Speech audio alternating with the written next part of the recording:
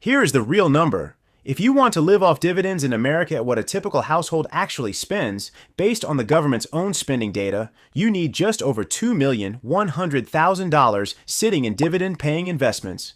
That number is correct. It is also the smallest and most incomplete answer I'm going to give you in the next 12 minutes, because it assumes you spend exactly like the middle of the country spends, and it hides the one decision that quietly changes every number that follows it. That is the actual reason I made this video. A while back, I put a number on this channel for what it costs to live off dividends in America, and I picked a round one because a round number is easy to say on camera. It was not wrong exactly. It was just not defended. Nobody checked my math in the comments, which should have bothered me more than it did, because this audience checks everything.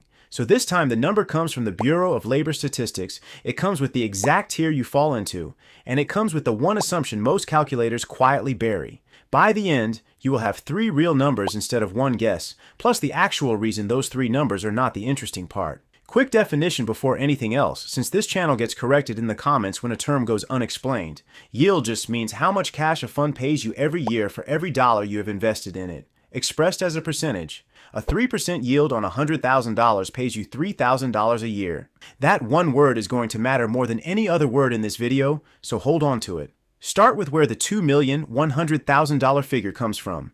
Every year, the Bureau of Labor Statistics runs something called the Consumer Expenditure Survey, and in December of 2025, it published the full year 2024 results. It does not ask people what they think they spend. It tracks what American households actually spent, split into 5 equal groups called quintiles, ranked from lowest income to highest. Think of a quintile as one slice of a pie cut into 5 even pieces, 20% of households in each slice.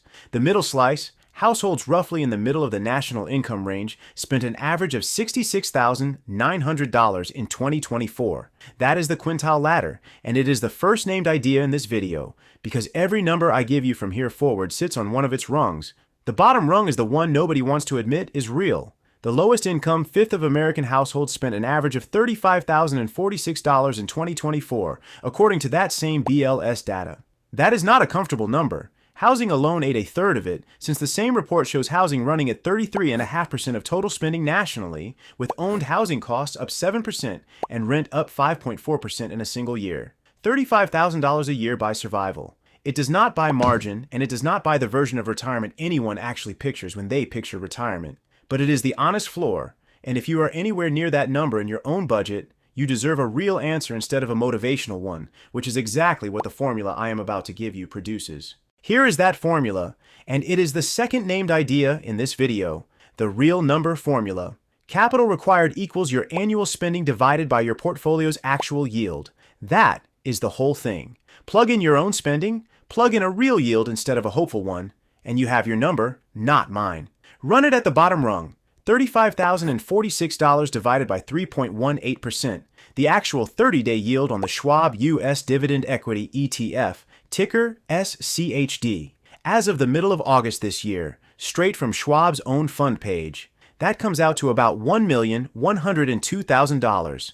Run it at the middle rung, $66,900 divided by that same 3.18% yield, and you land on the $2,103,000 figure from the opening of this video.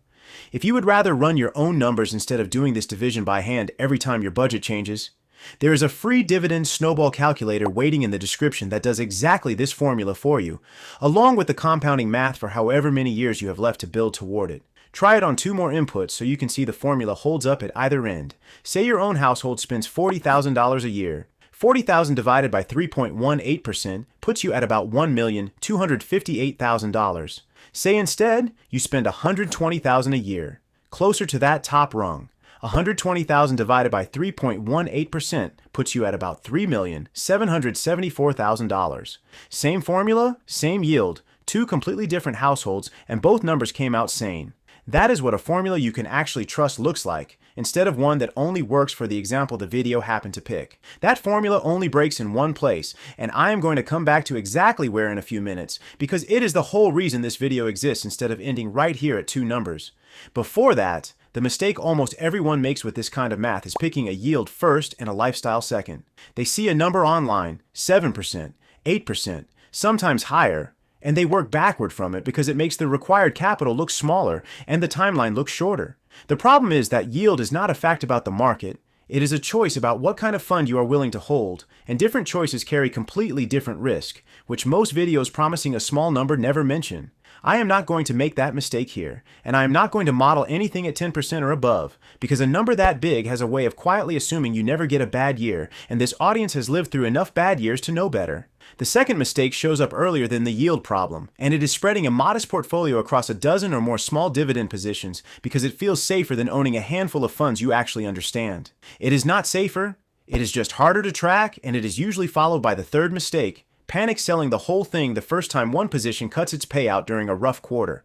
A single well-built dividend fund chosen for the reasons already on this channel survives that kind of scare a lot better than 14 individual stocks picked because a headline mentioned them once. So the middle number, $2,103,000, matches what a typical American household spends.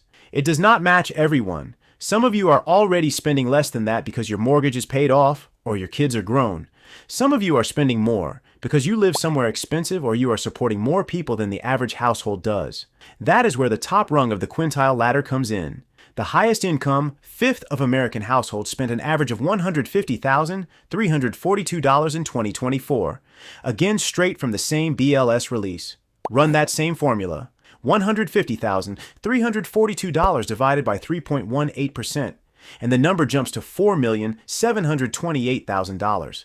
That is not a typo, and it is not a scare tactic. It is the honest cost of a genuinely comfortable retirement funded entirely by quality dividend-paying stocks at a yield that has never once made a viewer of this channel angry in the comments.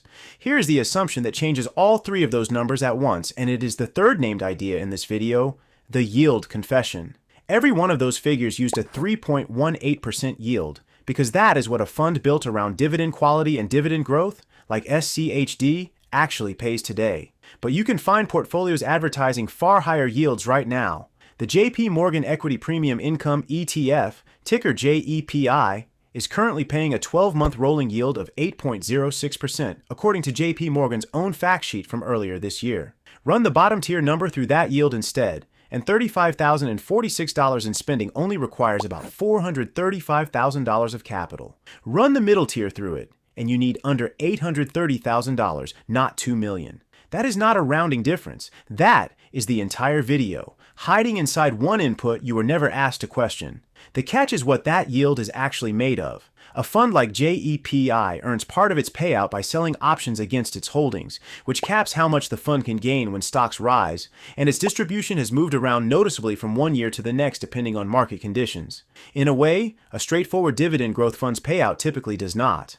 A fund like SCHD, by comparison, is built around companies with a track record of raising their dividend, and its own dividend per share has climbed at a double-digit annual pace over the last 5 years according to independent tracking sites. Though I want to be direct with you that a growth rate that high is a historical fact, not a promise, and I am not modeling it forward in anything you just heard, because promising you tomorrow's growth rate today is exactly the kind of thing that gets corrected in the comments, and it should be. None of this means the higher yielding option is wrong for everyone. It means the number was never really about how much you spend.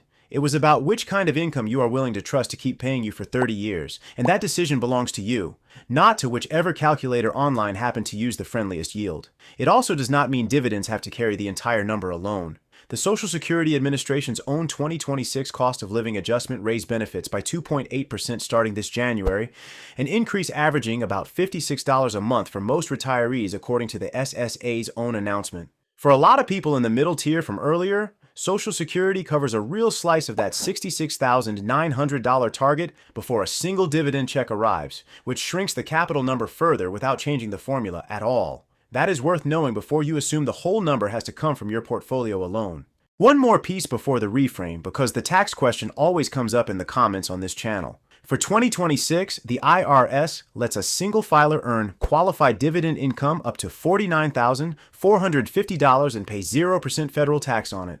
And a married couple filing jointly gets that 0% rate up to $98,900.